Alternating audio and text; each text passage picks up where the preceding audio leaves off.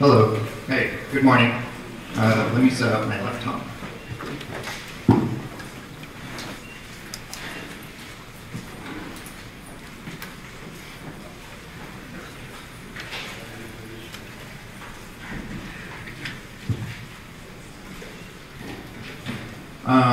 Hi. I'm happy to be here. It's my first time in Taiwan.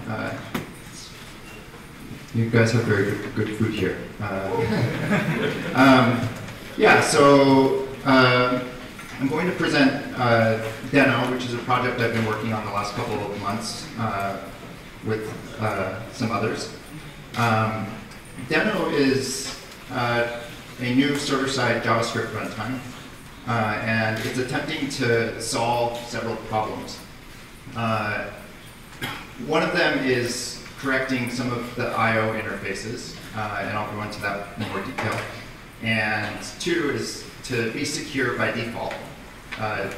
JavaScript, the V8 runtime itself is a secure sandbox, and it would be nice if you could maintain that security while running server-side programs.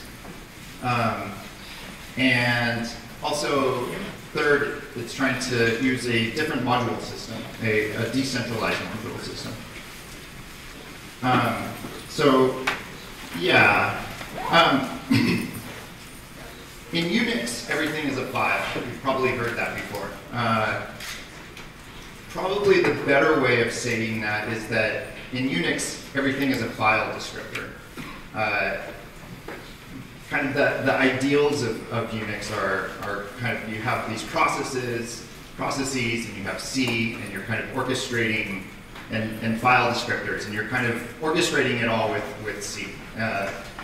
If you go back and look at some of the code from the 1970s, like the original Unix implementations, the functions are very small and beautiful. So these file descriptors, kind of the core property of them is that you can read and write from them. They're I/O streams. You can get data and you can send data. And they're represented just by a single integer. And so what's nice about that is that by just using an integer, you can kind of abstract away different interfaces. So this kind of allows you to compose files, directories, network connections, and other programs, which we're all familiar with through kind of the pipe operator. So this is what a traditional blocking I/O Unix program would look like. This is C. So, right, you allocate a buffer, and you read some data into the standard in file descriptor, 0. And you can write out that same data that you've read into that buffer into the standard out file descriptor, 1. And you just loop doing that forever, right? So what's really nice, so this program's taking something from standard in and writing it to standard out, just as an example. What's nice about this is that it's very efficient, right? There's zero copying happening. I mean, there's copying happening when you call the syscall between the kernel, or is it? Not sure actually. So, but in your user space, in the part that you actually control, there's no copying happening. You're writing into the same buffer and you're sending it back out. And as I said before, these things are composable because you're dealing with just these file descriptors. Standard in could represent, say, the output of another file, and standard out could represent a file, for example. Like they can represent different things, and your program itself doesn't need to know anything about that. And what's really nice about this, because it's blocking I/O, is that you kind of get this back pressure property. Like you can't write more than you've read. You're always in this loop. You read and then you write. You read and then you write. So this is kind of an airport baggage terminal, and this one has a nice property where it has a little sensor, and it can stop when there's bags there before it drops the next one, right? This is back pressure. the system knows when to stop sending new data. So traditional blocking I/O is simple, efficient, and correct. In Node, everything is non-blocking, right? So for ergonomic reasons, I made this API, this process standard outright, to be buffered and non-blocking. So you can always write to it. And I mean, that's kind of the interface that you want, right? But the problem is that if you can always write to it, then things can kind of get backed up, right? If the receiver can't process that data as fast as you're sending it, then this buffer grows and you have no way of controlling that. I mean, actually, there is a way of controlling that. You can give a callback to be notified when the buffer is flushed. But that is kind of a difficult way to write code, and so usually people are ignoring that. And it's not just writes. The core abstraction in Node is the event emitter. And this abstraction is, in essence, dispatching an uncontrolled flow of events to the program. You're just getting these kind of callbacks bubbling up. And in some situations, you have this pause function where you can kind of say, okay, kind of back off, stop sending me events. I can't handle that anymore. But I think that's only happening for certain callbacks. And in general, that's kind of more than calling that pause function is actually more machinery than you usually want to implement. So, I mean, this is also how GUIs operate, like in the web browser. You kind of get callbacks from nowhere. But I think in GUIs, it's just kind of a low throughput situation. And so it doesn't really matter. But when you get into high concurrency servers, it does. So because of this, the tail latency in Node can be quite bad under load, right? If you just keep sending data and there's no kind of back pressure to tell it to stop, then suddenly your program can just get flooded with stuff and end up hanging.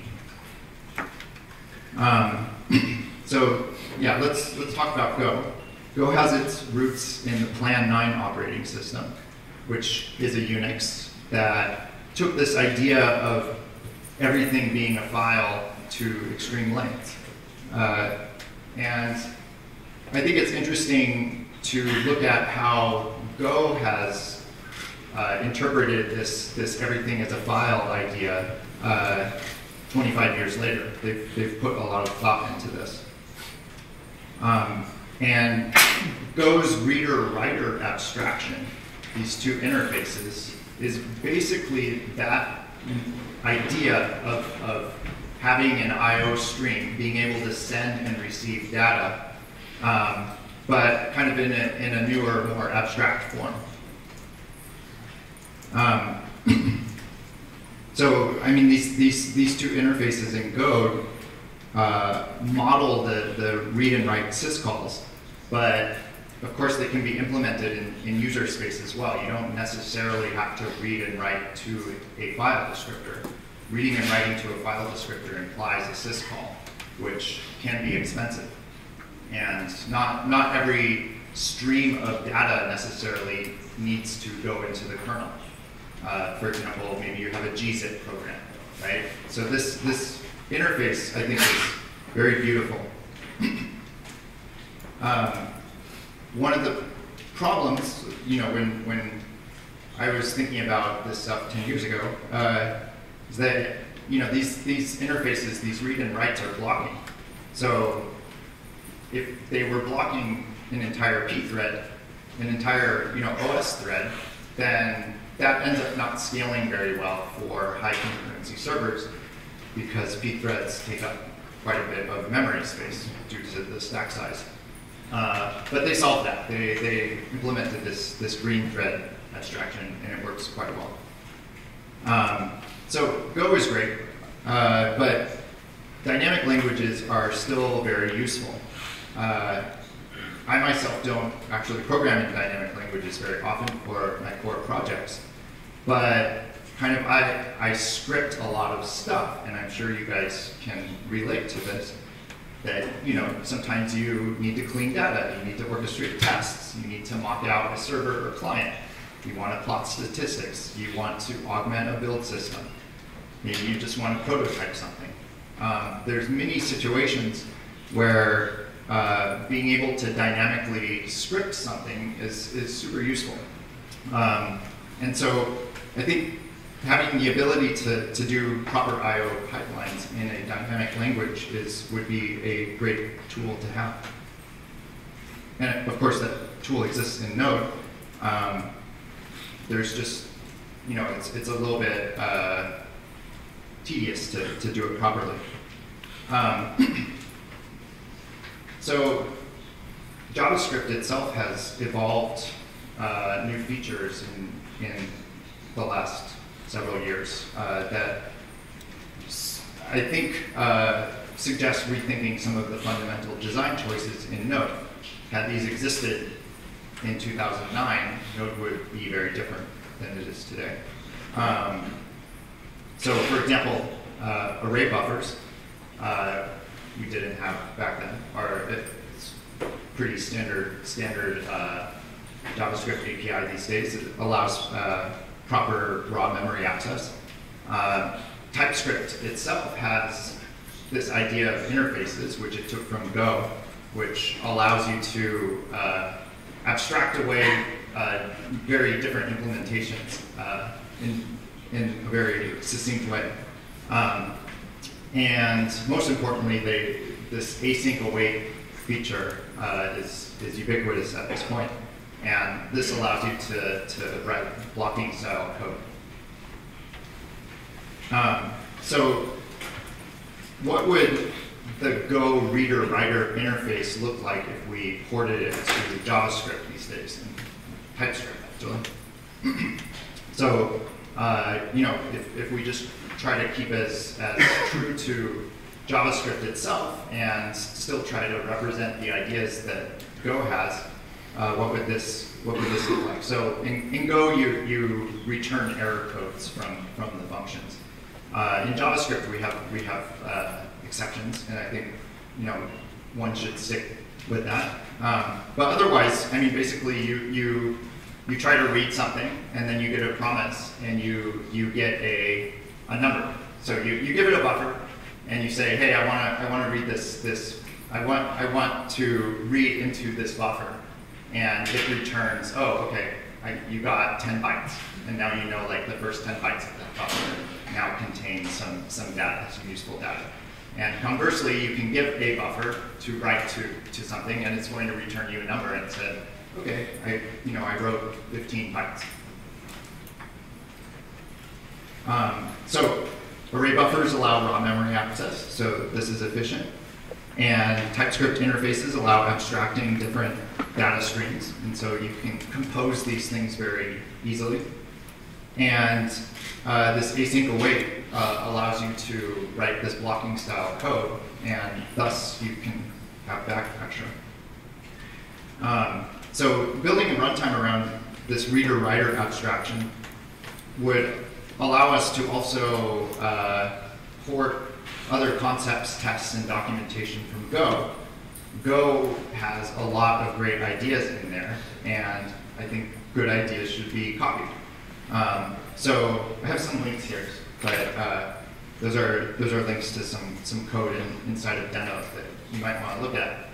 We can kind of port the Go code kind of line for line into Deno, which is great because you can take advantage of all the thought that has gone into those functionalities.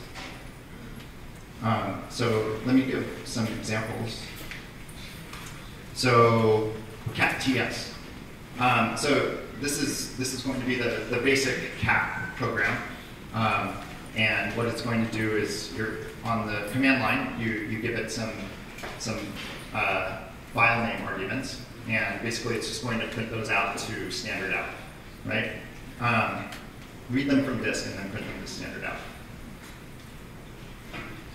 So the first line, so we first of all, I mean, we can do TypeScript. So TypeScript is kind of compiled into Deno and works out of the box without transpiling. Of course, you can use JavaScript too. In JavaScript, if you use JavaScript, you can't use the require import. You have to use this kind of ES modules type thing. There's a Deno module, which is kind of our main module. And it's a flat namespace. So there's no Deno/net or anything. We just carefully choose the names. And we hope that there won't be that many names, actually. Or, I mean, we kind of know the extent of the functionality that we want to implement, and we're quite sure that we have names for all of those things. So args is the command line arguments that got passed to you. Open is something to open a file. Copy is going to be to copy IO streams to kind of do this looping action that I was demonstrating earlier with the C example. And standard out is standard out. So, right, this part is a bit ugly, and I hope to fix this soon. But unfortunately, we don't have top-level await yet. So you have to kind of, if you're going to do any await actions, you have to wrap it in an async function. And then what we can do is loop through the arguments, the command line arguments, starting at 1. And each of those is a file name. So we're going to pull out all of these file names and loop through it. And then we're going to open the file, awaiting the file being opened. And then we're going to copy to standard out the file. And we're going to await that, right? And it should be noted that this copy is efficient because you're actually allocating. If you go look at the implementation of this copy, it actually allocates a single buffer and asks Deno to read into the single buffer some data. Find out how much got read into it, and then goes to write out the same buffer. Asks it to write out the same buffer. So there's no copying happening in the user space. So this cat TS, I actually posted it online, so it's at that web address. And Deno, to execute scripts, you don't need to download it yourself. It knows how to automatically download stuff. And so you can execute these programs quite easily by just typing this into the command line. Okay, so second server, slightly more complicated. So this is a TCP server, and what it's going to do is accept connections on port 8080 and basically send back to the client anything that it sends to it, right? Just kind of echo back what's happening. So again, we have to do this ugly main function. This time we're importing the listen method, which is like the POSIX listen. And we have to give it an address, so we say 8080, listen on 8080, and it returns a listener, some object. And then we're going to loop forever. We're going to do a while true and accept a connection. Okay. And then finally, we do this copy function that we did before, right? And again, note that like in front of that copy function, there's no await, right? So this is kind of like spawning a new thread in a way because it's asynchronous. So you go off and you allow that client to copy, to echo back its connection, and go to accept the next connection. So again, I posted this online, so you could run this by just typing it in. But if you start it like this, you'll see that it gets a prompt. And by the way, I would have loved to do some like live demoing, but this project is so primitive and buggy that I'm worried that it wouldn't actually work. So maybe next time. But yeah, so when you run this, it's not going to just start the server. It's going to prompt you for some access. And so the reason for this is that Deno wants you to be, you should be able to run any program with confidence that it's not going to be able to take over your system, right? And so network access is kind of a privileged operation. And in order to listen on a server, you need to grant it permission. And so you're going, just like in the web browser, when somebody wants to access your webcam or something, not just any website can do that. You get prompted for something that says like, oh, do you want to allow this website to access the webcam? So yeah, you don't have to go through this prompt every time. You can also pass a command line flag. So you can say allow net, and then that just gives it access to the network.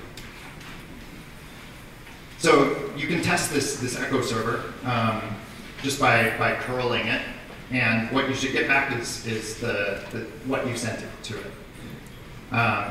And as I said before,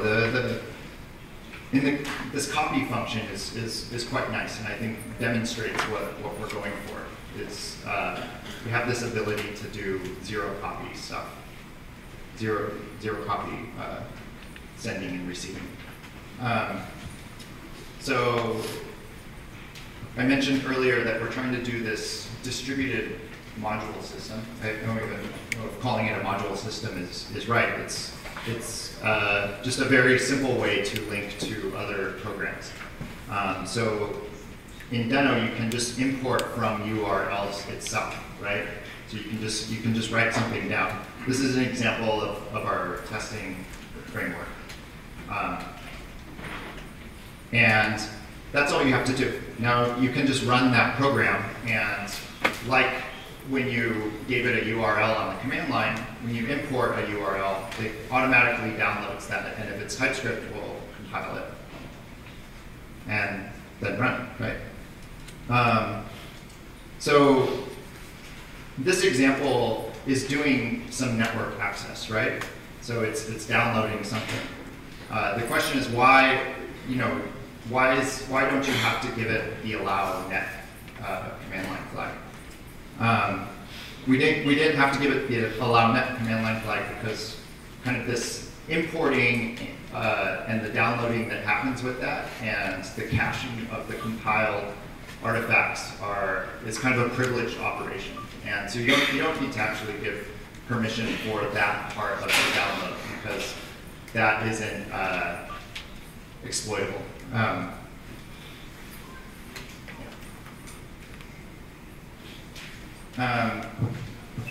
So, right, third-party libraries are cached. So when it downloads this thing, it's not just reading it into memory and then throwing it away. It's downloading it somewhere, and it downloads it into this Deno dir directory, which is .deno in your home directory, and it just caches it there.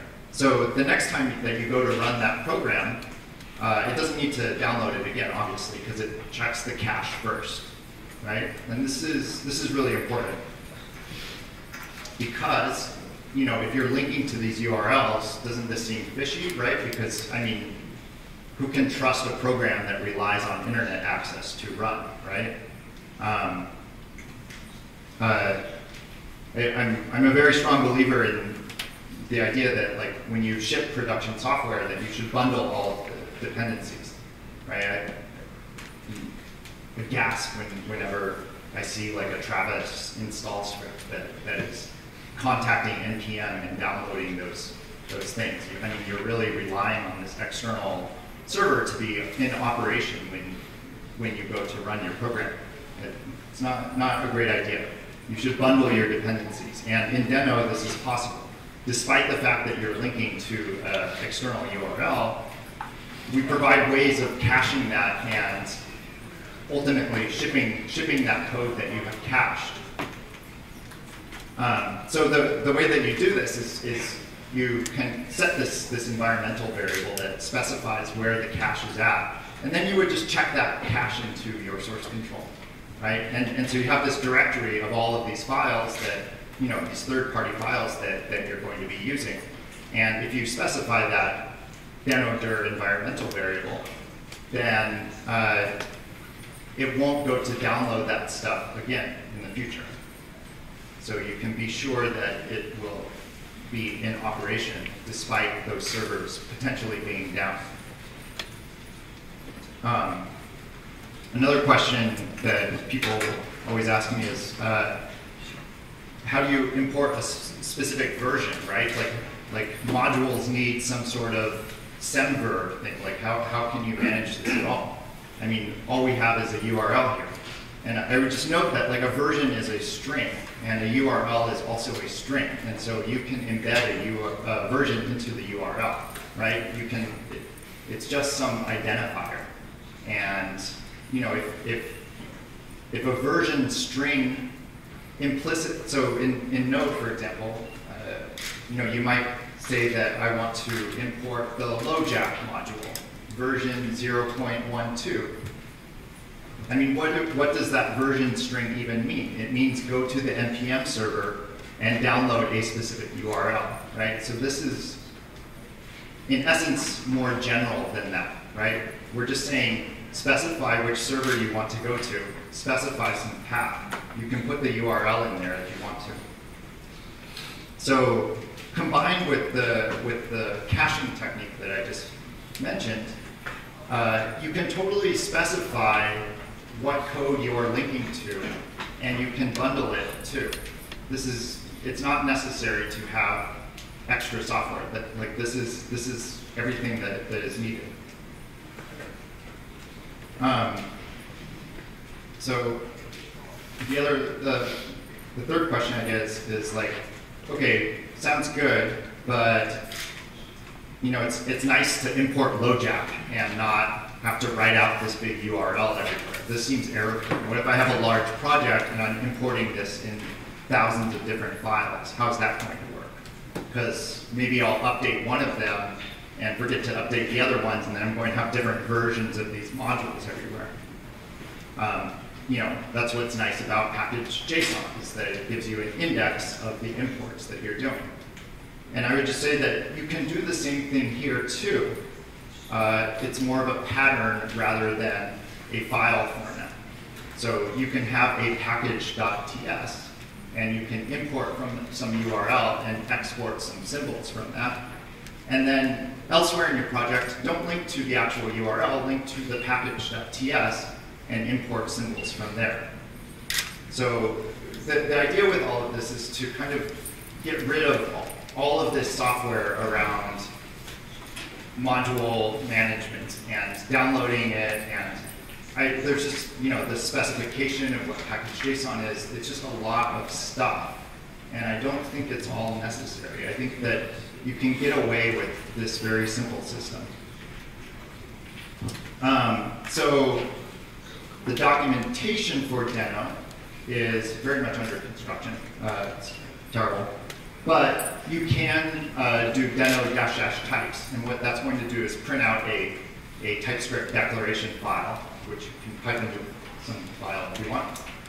And this completely and exactly specifies what Deno's runtime is giving you. So it says what all of the functions are that we have, of what the global scope contains and stuff. So we have a very exact way of telling you what the API is.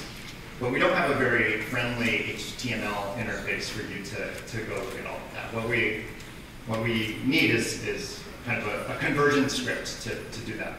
We have some crappy HTML docs, but they're not sufficient yet. Okay, so let me talk a little bit about kind of the internals of Deno now. So Deno is a new code base. It's like 6 months old. And like Node, Deno is built on V8, which is a great and massive project, you know, without which this would not at all be conceivable. And I did a prototype a few months ago and gave a talk about it, which kind of spawned this whole project when I got a good response to that. And the prototype was done in Go, but since then we've rewritten it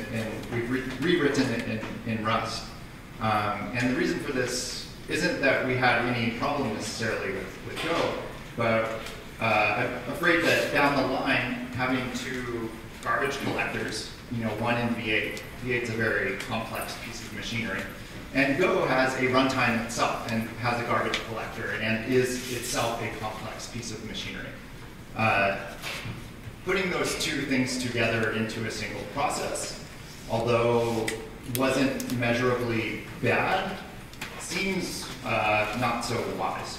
So we've rewritten in Rust. Rust, of course, has no runtime and has no garbage collector. So we have very precise control over the native code outside of V8 now. And like I said before, the TypeScript compiler is built into the Deno executable itself. And the TypeScript compiler is itself a fairly large code base. And what's nice is that when you start up, say, TS node or TSC, whenever you call TypeScript normally today, I mean it's compiling all of the TypeScript code every time, right? You're compiling the compiler every time you run it, right? And it's very fast because JavaScript is very fast. But we're able to circumvent that by taking TypeScript and at our compile time, compiling it into a V8 snapshot. Copying too long on this one slide. Yeah, we're able to compile it ourselves, and V8 has this very nice functionality where, basically we can start up the VM and kind of parse all of the source code, and then take the heap and serialize that to a file, and then we take that file and embed that into our executable. And so when we start up, we kind of have this heap ready. So hopefully we will have much better startup time. Deno is secure by default, like I said, and besides the allow net permission that I mentioned before, there's a couple of other ones. So you get file system read access for free. The idea being that you can read from the disk, but without any other permissions, like that information isn't exploitable.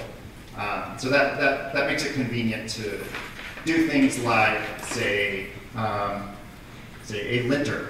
You wouldn't need any extra permissions to run that. But to write to the disk, that's obviously something that could exploit something. And to access your environmental variables, which may contain your AWS keys or something, that also requires some permission.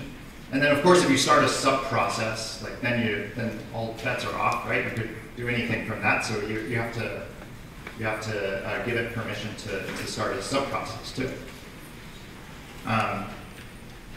So in a way, Deno is kind of like a little mini operating system. It's a user space operating system. We don't trust user code.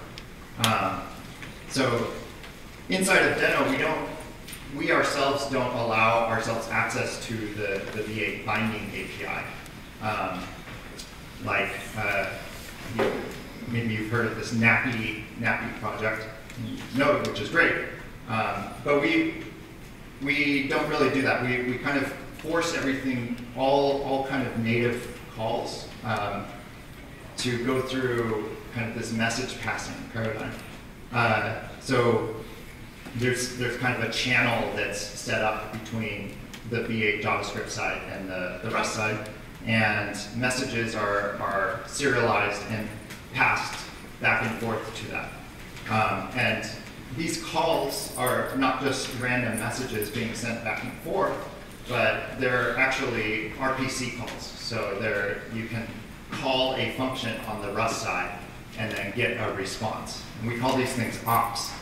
And these are essentially syscalls inside of Deno. And yeah, we have a fairly elaborate op calling convention. And it uses the flat buffer serialization library to kind of serialize your call. Say you're doing listen. It's going to kind of serialize, number 5 for listen, or whatever number is assigned to listen, and then write out the string of the host that you're connecting to into an array buffer, and send that over to the Rust side where it then takes care of that.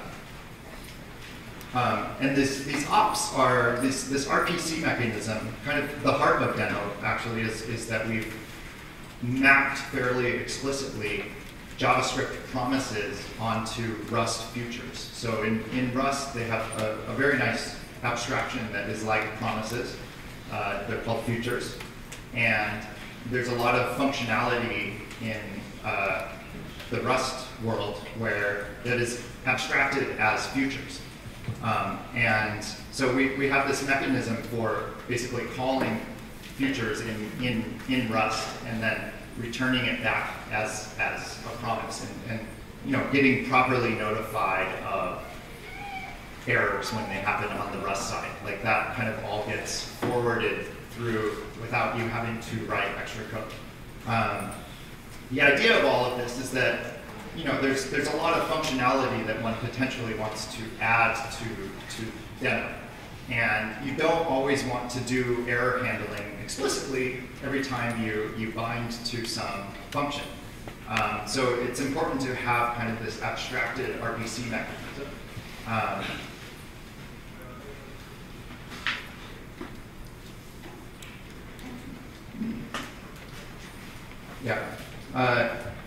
One other thing to mention is Deno uses Tokyo as its event loop. It's a Rust event loop library, kind of instead of libuv. And Tokyo is quite nice. It has a thread pool of things. It's not a single threaded event loop mechanism. And so when you go to process, so you're in JavaScript, you call some function, some op, right? Like maybe you're going to encrypt something. We don't have any encryption mechanisms, but imagine maybe you're going to encrypt a file. This is something that could potentially block the JavaScript loop. So maybe you want to do that on the Rust side. So you can call the encrypt op potentially. Again, it doesn't actually exist right now. And then this would get executed in the privilege side. But we have this thread pool of, Tokyo has a thread pool that it executes the futures inside of. And so when you do that action, you won't block the JavaScript event loop. It's a nice design. So yeah, like I said, I mean, we're not quite there, but we expect that this design will result in less jitter, that is, less latency variability, variance, and especially when you're doing things like TLS or gzip or encrypting stuff. You have a TLS server.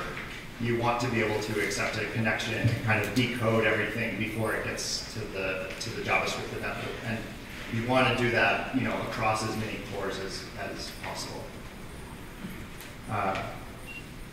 So, like I said, we are concerned with performance. I think that we have kind of a lot of abstractions, and we're trying to accomplish a lot of things here. So our benchmarks are not great at the moment. But we do track these things fairly precisely, and so for each commit, we're kind of watching what's happening on various measures, and yeah, we hope that as we develop and kind of introduce new algorithms into it, that we can push these numbers in the right direction.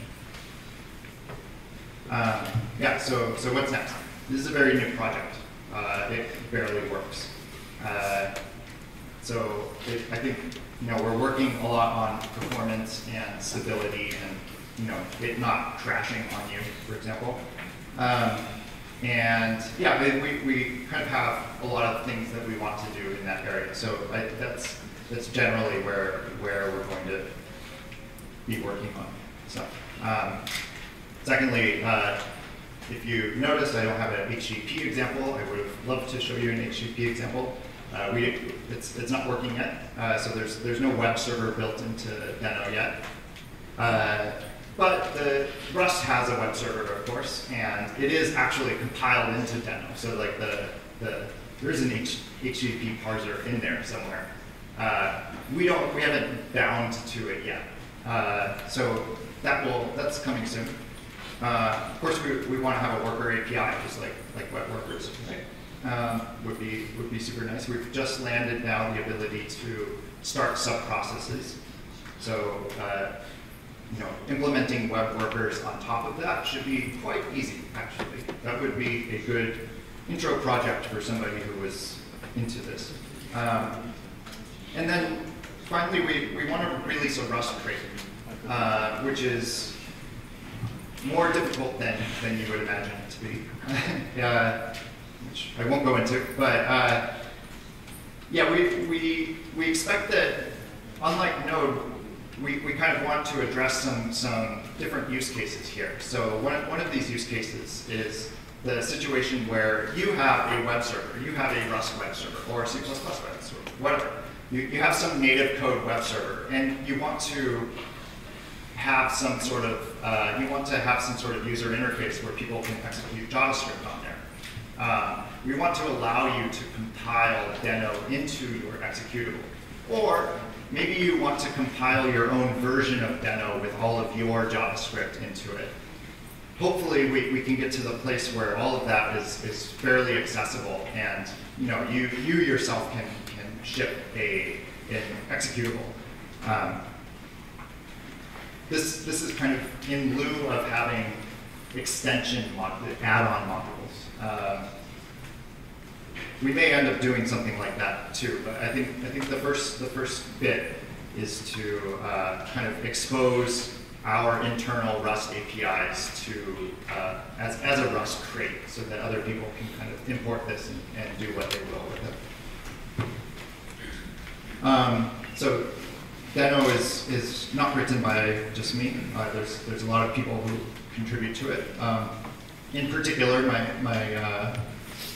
business partner and colleague, Bert, and Kitson has done a lot of work on the TypeScript side of things. He's kind of our in-house TypeScript expert, which is great to have. And yeah, Deno binaries are available. You can download it right now, so you can just go to Deno land. And Deno is a single executable and will always be a single executable. So, and it's installable with a single command. And it's portable. It doesn't link to a whole lot of stuff. So the idea with this is that you can really easily install this on different servers. Maybe you have a CI server and you just want to do a little bit of scripting on that, right?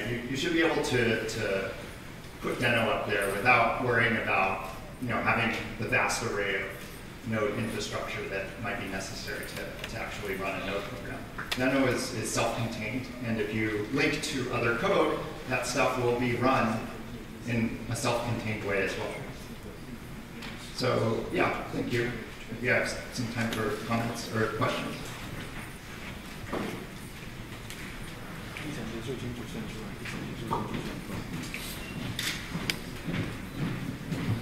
谢谢 Ryan 非常精彩的发表。那我们现在进入 Q&A 的时间。那因为时间的关系，我们就先暂时开放2个问题。那请问台下有想要提问的吗？来，请说。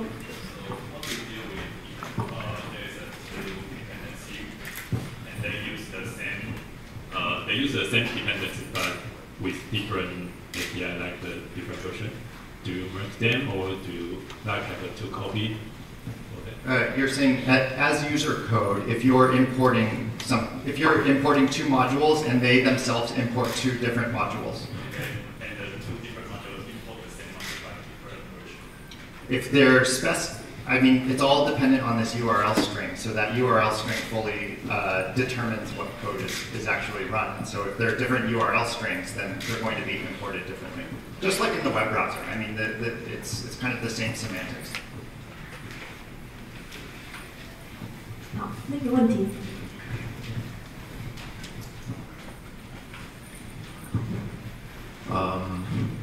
Yeah, so the question is this.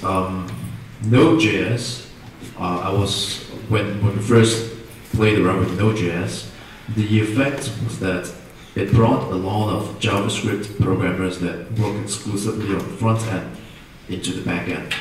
And for me personally, that was practically my entry to system administration as stuff like that. So when you're writing with this new project, Deno, what's your vision for what is Deno supposed to achieve in, for instance, next 5 years? What is your vision, or what are the things that you hope that Deno would bring to the developers community? Yeah, I mean, kind of going from browser JavaScript to server-side JavaScript is a huge leap, and I don't expect to achieve a similar sort of thing with this. This is an incremental improvement on kind of the workflow that I would want to be using when I'm writing JavaScript stuff. So as I said, I write a lot of scripts for various things, and these are often in Python, sometimes Node, sometimes Bash. What I would like to have is kind of an all-purpose tool that I'm just very unhappy with all of those solutions. There's problems with each of them. And so for my own workflow, I just kind of want this toolkit, this small executable that I can take and drop in various places to kind of do these various things. I don't expect people to be writing, a huge DNS server in Deno. Like, if you're going to be doing some massive server that has very strong performance requirements, you should be using native code, right? I mean, there's a time and a place for different tooling, but kind of for these various use cases where dynamic programming works, I'm hoping that we can make something that is simple enough and secure enough that you can kind of drop it in and address these various concerns. Thanks, Ryan. 好，那我们再一次掌声谢谢 Ryan 大。